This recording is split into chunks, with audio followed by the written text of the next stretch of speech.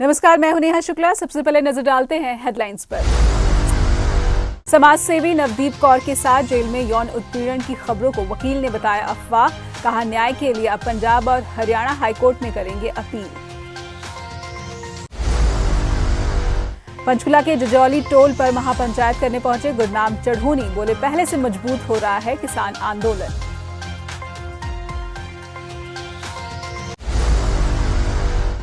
हरियाणा का बजट सत्र 5 मार्च से हो रहा है शुरू। खेल और कृषि पर रहेगा खट्टर सरकार का फोकस।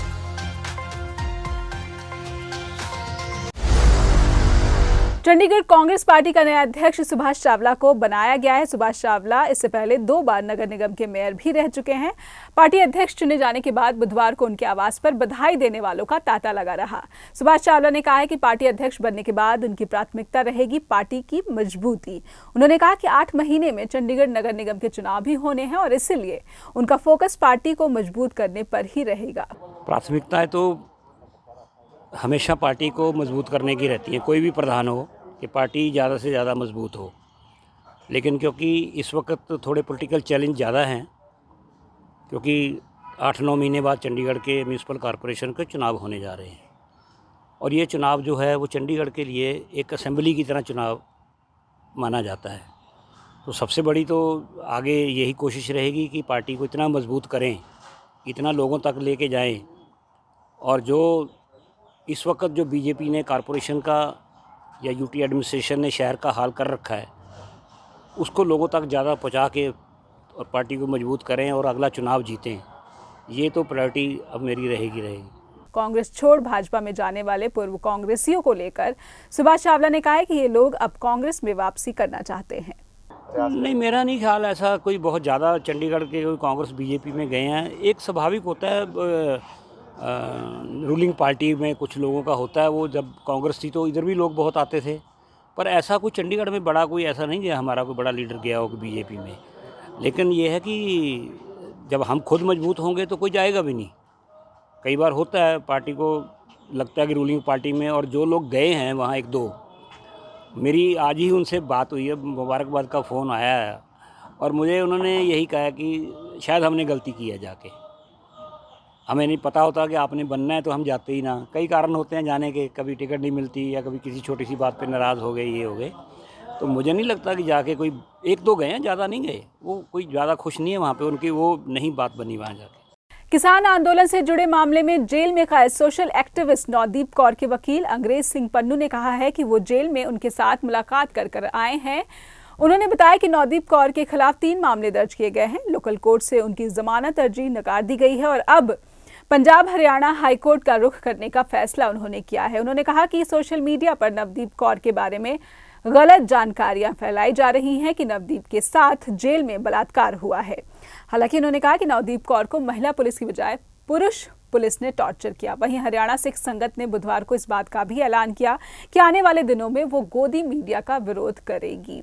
जेल ਦੇ ਵਿੱਚ ਕੋਈ ਟੌਰਚਰ ਨਹੀਂ ਕੀਤਾ ਗਿਆ। ਉਹਨੂੰ ਜੋ ਟੌਰਚਰ ਹੋਇਆ ਉਹਦਾ ਸੋਨੀਪਤ ਹੀ ਹੋਇਆ ਡਿਊਰਿੰਗ ਦਾ ਇਨਵੈਸਟੀਗੇਸ਼ਨ। ਥੋੜਾ ਪਿੱਛੇ ਯਾਰ। ਔਰ 12 ਜਨਵਰੀ ਦੀ ਅੰਦਰ ਹੈ।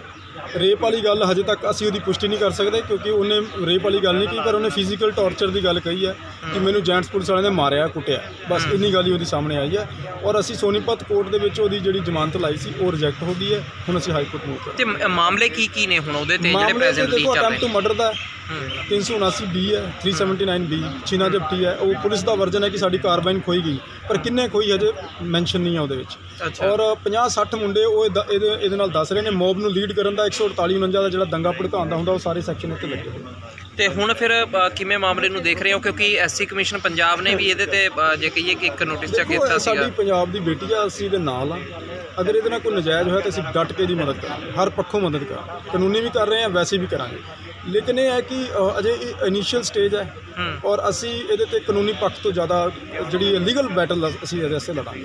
ਇਹ ਥੋੜਾ ਜਿਹਾ ਇਹ ਵੀ ਦੱਸ ਦਿਓ ਵੀ ਇਹਦੀ ਬੈਕਗ੍ਰਾਉਂਡ ਕੀ ਆ ਕੁੜੀ ਦੀ, ਕਿਉਂਕਿ ਇਹ ਅੰਦੋਲਨ ਦੇ ਨਾਲ ਕਿਵੇਂ ਜੁੜ ਗਈ?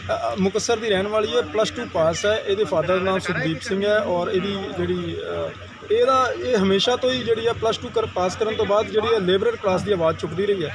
ਔਰ ਕਿਸਾਨ ਅੰਦੋਲਨ 'ਚ ਵੀ ਇਹਨੇ ਲੇਬਰ ਕਲਾਸ ਨੂੰ ਉਹਨਾਂ ਦੇ ਰਾਈਟਸ ਦੇ ਪ੍ਰਤੀ ਅਵੇਅਰ ਕਰਾਇਆ, ਜਿੱਥੋਂ ਇਹ ਸਾਰਾ ਕਲੈਸ਼ ਜਿਹੜਾ ਖੜਾ ਹੋਇਆ, ਕਿਉਂਕਿ ਇਹ ਜਿਹੜਾ ਫੈਕਟਰੀ ਸਨ ਉੱਥੇ ਜਾਂਦੀ ਸੀ, ਉੱਥੇ ਮਜ਼ਦੂਰਾਂ ਨੂੰ ਉਹਦੇ ਪ੍ਰਤੀ ਅਵੇਅਰ ਕਰਦੀ ਸੀ।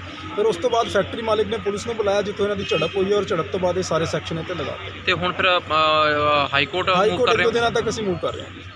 पंचकुला जिले के हजारों किसान बुधवार को बरवाला के जजौली टोल प्लाजा पहुंचे, जहां गुरनाम सिंह चढ़ूनी ने महापंचायत को संबोधित करने का फैसला किया। इस मौके पर गुरनाम सिंह चढ़ूनी ने बताया कि हम टोल पर बैठे किसान भाइयों को धन्यवाद करने पहुंचे। उन्होंने कहा कि बदनीयत सरकार चाहती है कि किसान खाली हाथ घर वापस चले जाए। उन्होंने आरोप लगाया है कि सरकार किसानों को गुमराह कर रही है। उन्होंने कहा कि किसान आंदोलन अब पहले से मजबूती से चल रहा है। देखिए, जो किसान बहुत दिनों से टोलों पे बैठे हुए हैं, हम उनका धन्यवाद करने के लिए आए हैं और उनको शाबाश देने के लिए आए हैं कि वो इतने लंबे समय से दिन रात धरना चला रहे हैं और बहुत इस आंदोलन में सहयोग कर रहे हैं। देखिए, सरकार की जो नीयत है वो बदनीयत है और वो सोच रहे हैं किसी तरह से आंदोलन टूट जाए, आंदोलन में फूट पड़ जाए या लोग दुखी होकर अपने घरों को चले जाएं।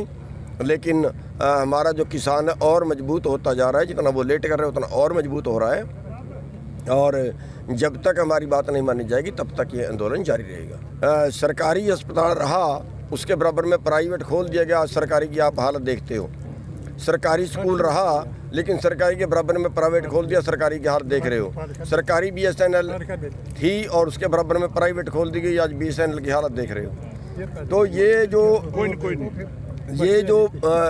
जो व्यवस्था वो कर रहे हैं, जिस तरह से हमें मिसगाइड कर रहे हैं, उसका क्यों सारा कुछ कारपोरेट को देना चाहते हैं, क्यों एग्रो बिजनेस कारपोरेट का देना चाहते हैं? वो उनके क्या पेट में दर्द है? किसने मांगा था? जनता की मांग थी क्या? वो जब जनता मांग ही नहीं रही, जब जनता जो मांग रही है वो दे नहीं रही, जो नहीं मांग रही है वो ज़बरदस्ती थोप रहे हैं। इसके पीछे क्या राज है? इसके पीछे है कि वो अपने मित्र उसके अंबानी और अडानी जैसे जो लोग हैं उनको पालना चाहती है। उन्होंने तो कभी नहीं माना कि किसानों का आंदोलन, उन्होंने तो तब भी नहीं माना था। वो तो तब भी इसको कह रहे थे पाकिस्तान से हटा रही है, तब भी कह रहे थे चाइना से हटा रही है, तब भी इसको खालिस्तान बनाने की कोशिश की। हरियाणा के किसान तो है ही नहीं, उन्होंने ये यहाँ तक ये भी बोला। वो टाइम पे अपनी बातें बदलते हैं, लेकिन बातें बदलने से आंदोलन समाप्त नहीं होता। जनता की भावना को सुनना चाहिए, जनता की भावना को देखना चाहिए। और जो जनता की मांग है, राजा का काम क्या होता है? राजा केवल जनता का प्रतिनिधि होता है, ना कि जनता के ऊपर कुछ थोपने के लिए होता है। राजा जनता से बड़ा नहीं होता और वो अपने आप को जनता से बड़ा समझ बैठा है।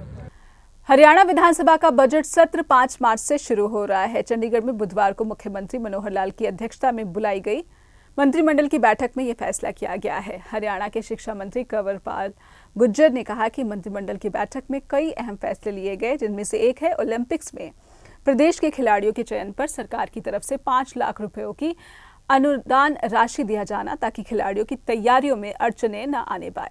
वहीं महेंद्रगढ़ जिले के अटौली में रोड को टोल टैक्स मुक्त करने पर भी मोहर लगाई गई। उन्होंने कहा कि प्रदेश में खिलाड़ियों को प्रोत्साहित करने के लिए खेल विभाग में निदेशक और उप निदेशक के पद सृजित किए जाएंगे और इन पदों की उम्मीदवारों की आयु सीमा 42 वर्ष से बढ़ाकर 50 वर्ष करने पर सहमति बनी है। 5 अप्रैल से हमारा बजट सेशन रहेगा, 5 मार्च से। और दूसरा, हमने एक निर्णय और बड़ा महत्वपूर्ण दिया है कि जो हमारे ओलंपिक खिलाड़ी हैं उनके लिए हमने निर्णय लिया कि जो भी उसमें सिलेक्ट होते हैं ओलंपिक में जाने के लिए, तो उनको 5 लाख रुपए हम तैयारी के लिए देंगे। पहले तो उनको किसी प्रकार का कोई किट या और चाहिए तो तैयारी के लिए, तो उनको 5 लाख रुपए का हमने एक प्रावधान रखा है कि 5 लाख रुपए उनको एडवांस देंगे। इसी प्रकार से हमने उनको बढ़ावा देने के लिए नए नियमों के अनुसार राज्य में खेलों को बढ़ावा देने के लिए हमने ग्रुप ए में उप निदेशक के 50, ग्रुप बी में वरिष्ठ कोच के 100, ग्रुप ए में उप निदेशक के 50, ग्रुप बी में वरिष्ठ कोच के 100 व कोच के 150, ग्रुप सी में जूनियर कोच के 250 पद स्वीकृत किए हैं। इन पदों पर भर्ती के लिए जो ऊपरी सीमा 42 वर्ष थी उसको बढ़ाकर हमने 50 साल कर दिया, तो इससे काफी उनको लाभ मिलेगा। और इसी के साथ जो हमारे HRDF के कर्मचारी थे उनको अब तक जो पेंशन का लाभ नहीं मिलता था, उसके बारे में भी आज कैबिनेट ने निर्णय लिया कि उनको भी पेंशन का लाभ उसी प्रकार से जैसे दूसरों को मिलता है उसी प्रकार से उनको भी मिलेगा। एक हमने निर्णय लिया कि जो NCR से NCR में जो भी व्हीकल आते थे, चाहे वो कार थी, चाहे 3 व्हीलर था या दूसरे 4 व्हीलर था, जो भी था, उन पे हमारे यहाँ टैक्स था, लेकिन आज हमने उसमें भी निर्णय लिया कि उनको हमने एनसीआर से, एनसीआर में जो भी व्हीकल आएगा उसको हमने टैक्स से मुक्त करने का फैसला लिया। उन्होंने कहा कि हैफेड की तरफ से प्रदेश में अनाज स्टोरेज के लिए 16 जगहों पर गोदाम बनाए जाएंगे। इसी के साथ सरकार ने जो अनाज है वो ठीक तरीके से सुरक्षित रहे उसके बारे में हमने निर्णय लिया। हैफेड जो है वो 16 स्थानों पे गोदाम का निर्माण करेगा, जिसमें 2,72,726 मीट्रिक टन की जिसकी क्षमता होगी और 113 करोड़ 3 लाख रुपए इसके ऊपर खर्च होगा। ये हम सेंटर से लेंगे, 7 साल में इसको हम अदा कर देंगे।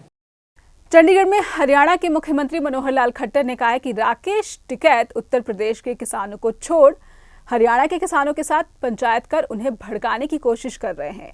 खट्टर ने आरोप लगाया है कि टिकैत हरियाणा को कुरुक्षेत्र क्यों बनाना चाहते हैं। सीएम खट्टर ने कहा कि हरियाणा के किसान सुखी और संपन्न हैं। वहीं उन्होंने ये भी कहा कि हरियाणा के कुछ फ्रस्ट्रेटेड नेता किसान आंदोलन को अपने निजी स्वार्थ के लिए चला रहे हैं। देखिए, कुल मिलाकर के प्रधानमंत्री जी ने जैसे कहा है कि ये तीनों कानून बहुत ही सोच समझ करके किसानों के हित के लिए बनाए गए हैं, लेकिन कुछ ऐसे फ्रस्ट्रेटेड नेता हैं जिनकी मंशा कुछ और है। वो किसानों के हित के लिए कोई बात नहीं कर रहे, बल्कि अपनी कुछ उनके स्वार्थ हैं, अपने कुछ हित साधने के लिए किसानों का कंधा वो उपयोग कर रहे हैं। और चाहे वो चरूणी हो, चाहे राकेश टिकैत हो, राकेश टिकैत को अगर समझाना ही है किसानों को तो उत्तर प्रदेश में जाकर के समझाएं, हरियाणा में आकर के कुरुक्षेत्र क्यों बना रहे हो। सीएम खट्टर ने किसानों से अपील की कि वो आकर सरकारों से बात करे। हरियाणा सरकार किसानों को मुआवजा समय समय पर दे रही है, उनके लोन माफ किए जा रहे हैं और साथ ही किसानों की अन्य समस्याओं का निदान भी किया जा रहा है। तो हरियाणा में किसान जो हैं वो ठीक है, सुखी हैं, लेकिन कुछ एक लोग ऐसे हैं जो बहकावे में आए हुए हैं। उनके लिए भी हम अपील करते हैं कि वो बैठ करके और बातचीत करें। पॉइंट टू पॉइंट बातचीत करने के बाद, क्लोज टू क्लोज चर्चा करने के बाद अगर सरकार को लगेगा कि कुछ चीज़ें ठीक करने की हैं तो निश्चित रूप से ठीक करेंगे। और हम तो हरियाणा में चाहे वो प्रोक्योरमेंट है उसके ऊपर भी हमने पूरी फसलें जो पिछले प्रोक्योरमेंट सीजन में प्रोक्योर की हैं, आसपास के प्रांतों ने किसी ने भी नहीं की। हमने किसानों को सुविधाओं में जितने उनके मुआवजे हैं वो समय पर देना, जितने उनकी यानी उनको इम्प्लीमेंट्स देने हैं, जितने लोन देने हैं वो सारे समय पर कर रहे हैं। तो इसलिए किसानों को सब सुविधाएं दी जा रही हैं, कोई किसान के लिए कठिनाई हरियाणा में नहीं। बुधवार को सीएम खट्टर और हरियाणा के परिवहन मंत्री मूलचंद शर्मा की अध्यक्षता में खनन विभाग के अधिकारियों की बैठक बुलाई गई थी और इसमें खनन से जुड़े 48 ठेकेदारों को भी बुलाया गया था। 3 घंटे तक चली इस बैठक में नीतियों पर चर्चा की गई। 1 अप्रैल से हरियाणा में नई खनन नीति लागू की जा रही है। मित्रों, हम लोग सरकार के साथ मिलकर के जितने भी स्टेक होल्डर्स हैं, जो भी ग्रुप्स हैं काम करने वाले, उन सब के साथ एक एक करके मीटिंग कर रहे हैं। उस विभाग की सारी पॉलिसीज़, सभी जो नियम हैं उनको रिव्यू करते हैं। जो स्टेक होल्डर हैं उनके साथ सुझाव मांगते हैं, उनकी कठिनाइयाँ पूछते हैं और उसके हिसाब से हम लोग पॉलिसीज़ में जो चेंज करना होता है उनके सामने जितनी की जा सकती है करते हैं। बाद में विचार करने के बाद उनके फ्रेंडली पॉलिसी जो बने वो बनाते हैं। इसी क्रम में आज माइन कंट्रैक्टर्स जितने थे उनको सबको बुलाया था। लगभग 48 ऐसे कंपनीज के जो लोग आए थे यहाँ, उनके साथ बातचीत हुई बहुत खुल करके। लगभग 3 घंटे की मीटिंग चली। उन्होंने जो जो कुछ सुझाव दिए हैं उसके ऊपर जितने हाथों हाथ फैसले हो सकते थे उस हाथों हाथ कर दिए। उनमें बहुत से ऐसे माइन होल्डर्स हैं जिनको कोई ना कोई कारण से अपनी माइंस छोड़नी होती है, सरेंडर करना होता है, तो बहुत कॉम्प्लिकेटेड जो उनके सिस्टम थे उसको सरल किया है, ताकि जब भी वो अपने माइन को लगता है कि उनको वायबल नहीं है तो उसको छोड़ने के लिए उनके 2 महीने का समय निश्चित किया है कि 2 महीने में अपने ड्यूज़ भी वापस करें और जो उनको एक फीस लगानी है वो फीस लगाने का भी निर्धारण कर दिया है। और उसके 2 महीने के बाद तुरंत अगले महीने में ही उस माइन को दोबारा से ऑक्शन करने के प्रावधान किए हैं। उनके जो रेंट्स की कुछ समस्याएं थी, जो किसानों के साथ ज़मीनें लगती थी, उसका भी सरलीकरण कर दिया है। अगर डिपार्टमेंट को सरेंडर यानी डिपार्टमेंट को अगर उसकी टर्मिनेट करनी है माइन, उसके भी तरीके सरल बना करके उनको बता दिया गया है। इसलिए चाहे वो सरकार की ओर से चाहे कंट्रैक्टर की ओर से जो आने वाली समस्याएं थी उनको सबको सॉल्व करने का प्रयत्न किया है। पंचकुला में बुधवार को हरियाणा भाजपा अध्यक्ष ओम प्रकाश धनखड़ ने पार्टी कार्यालय में अहम बैठक बुलाई, जिसमें पंचकुला में कालका विधानसभा के कार्यकर्ताओं को आमंत्रित किया गया था। इस बैठक में जिला प्रभारी और प्रदेश प्रवक्ता डॉक्टर संजय शर्मा, जिला अध्यक्ष अजय शर्मा, महामंत्री वीरेंद्र राणा और कालका की पूर्व विधायक लतिका शर्मा मौजूद थे। धनखड़ ने कहा है कि पहली बार बजट के बाद सेंसेक्स का बढ़ना अच्छी बात है। उन्होंने दावा किया कि पूर्व प्रधानमंत्री मनमोहन सिंह के आखिरी साल से लेकर मोदी सरकार के छठे साल तक अनाज की खरीद के लिए ज्यादा धनराशि खर्च की गई है। धनखड़ ने कहा है कि 5,000 करोड़ रुपए की बढ़ोतरी माइक्रो इरिगेशन पे की गई है। इसके साथ साथ जिस प्रकार से नवाचार और शोध 50,000 करोड़ रुपया नवाचार के लिए पहली बार मैं देख रहा हूं कि भारत दुनिया में कैसे लीडर बने। वायरोलॉजी के 4 इंस्टीट्यूट, 9 ऐसी बायो जो संकट आते हैं उस प्रकार के उनसे निपटने के लिए उसका जो लेटेस्ट लेवल है 3rd लेवल से ऊपर के वो इंस्टीट्यूट, जहाँ भी भारत में कोई घुसे, बड़े एयरपोर्ट्स पर, बड़ी बंदरगाहों पे हॉस्पिटल्स और हर ज़िले तक एक हर प्रकार की इमरजेंसी को निपटने के लायक। यानी मुझे ध्यान में है कि जब कोरोना आया तो हमारी चिकित्सा सुविधाओं के बारे में हमारे लोगों की ही इतनी चिंता थी और उसके लिए हम तैयार नहीं थे। मतलब इंफ्रारेड थर्मामीटर नहीं थे, पीपीई किट नहीं थी, और फिर भी दुनिया में सबसे सक्षम तरीके से हमने जो है इस महामारी से निपटा है। इसकी प्रशंसा दुनिया भर में हो रही है। आज वर्ल्ड लेवल की चिकित्सा फैसिलिटीज खड़े करने की तरफ हम अपने बजट के माध्यम से बढ़ रहे हैं। ये बहुत बड़ी बात है। जहाँ देश में कुल 31 सैनिक स्कूल पहले हैं, शायद 1-2 और पाइपलाइन में हैं, लेकिन 100 सैनिक स्कूल एक बार खड़े करने का, जिन 3 चीज़ों में कहते हैं कि भारत बहुत तेज़ी से आगे बढ़ रहा है, वहीं फार्मा है, वहीं डिफेंस है और उसके साथ साथ जो है वो इलेक्ट्रॉनिक्स के सामान हैं। इस सब में भारत की जिस प्रकार से तरक्की, मेक इन इंडिया की जो बात हो रही थी, आत्मनिर्भर भारत की तरफ बढ़ते कदम निश्चित रूप से इस सबसे मजबूत हो रहे हैं। ढांचागत सुविधाएं, और ढांचागत में भी पानी, ढांचागत में भी स्वच्छ वायु, ढांचागत में भी स्वच्छता, 1 लाख करोड़ से ऊपर सड़कों का, 1 लाख करोड़ से ऊपर रेल का बजट, पूंजीगत व्यय 5.25 लाख करोड़ के आसपास बढ़े हैं। तो जो थीम है बजट, मैंने हरियाणा सरकार के भी 5 साल मंत्री के नाते बैठकर सुने हैं। केंद्र सरकार के बजट पर भी किसान मोर्चा के अध्यक्ष के नाते अनेक वर्षों तक मुझे प्रतिक्रिया देने का अवसर मिला है। लेकिन जिस प्रकार का बजट इस प्रकार का है, बजट इस बार है, दिशायुक्त है, सुस्पष्ट दिशा है। मैं सबसे पहले कहूँ तो हेल्थ सर्विसेज के लिए सबसे अग्रणी है, दूसरे नंबर पर ढांचागत सुविधाओं के लिए है, तीसरे नंबर पर भारत के किसानों के लिए है और नवाचार के लिए है।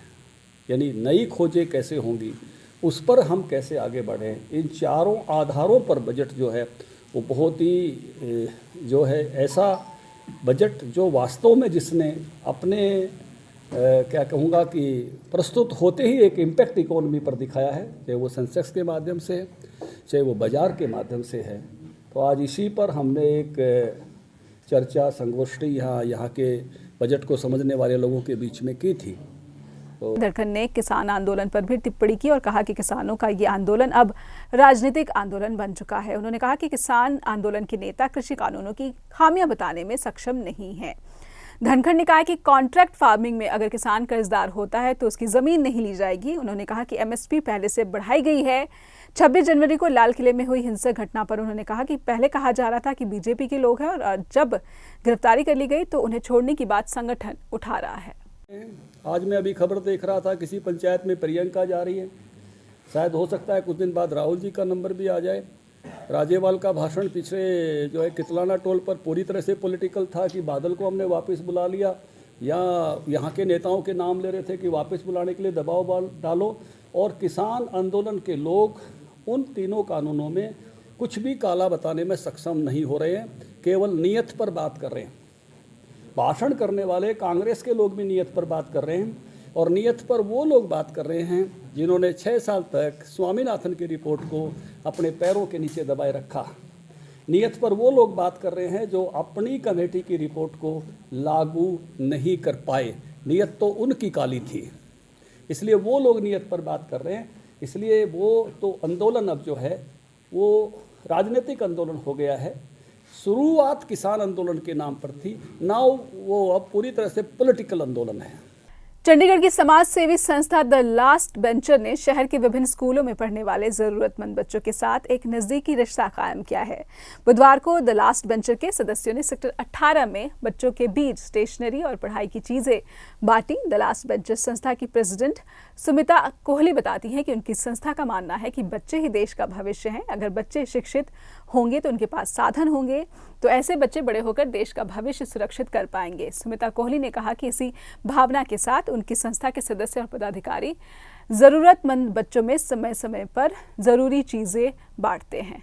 ये एक्चुअली पूरा साल ही हो गया, मुझे लगता है कि स्कूल बंद थे। बच्चों को ये भी लग रहा था कि हम घर पे बैठे हुए हैं, हमारे साथ कोई कोई एक्टिविटी नहीं हो रही है या कुछ भी नहीं हो रहा है। तो हमने ये सोचा कि आज बच्चों को यहाँ पे बुला के इनके साथ थोड़ा सा बीच में बैठ के इनको गायत्री मंत्र भी हमने इनके साथ बोला है, इनके साथ में कई पोएम्स भी हमने गाए हैं, एक्सरसाइज भी किया है, इनको थोड़ा सा एक्टिविटी इनकी हुई है। और मैं चाहती हूँ कि ये जो स्टेशनरी हमने दी है बच्चों को, ये कि पढ़ने के लिए जो बच्चे पढ़ना चाहते हैं आगे, और जो बेटियां भी पढ़ना चाहती हैं आगे, उनको हम आगे लेके आना चाह रहे हैं। ये मेरा मकसद है इस प्रोग्राम में, इन बच्चों को यहाँ लेके आके स्टेशनरी देने का। फिलहाल इस बुलेटिन में इतना ही। अगर आपको ये वीडियो पसंद आया हो तो लाइक ज़रूर करें, और अगर हमारा चैनल सब्सक्राइब नहीं किया तो कृपया हमें सब्सक्राइब ज़रूर करें। कमेंट बॉक्स में जाकर कमेंट करना ना भूलें। आपका कमेंट, फीडबैक हमारे लिए बेशकीमती है। नमस्कार।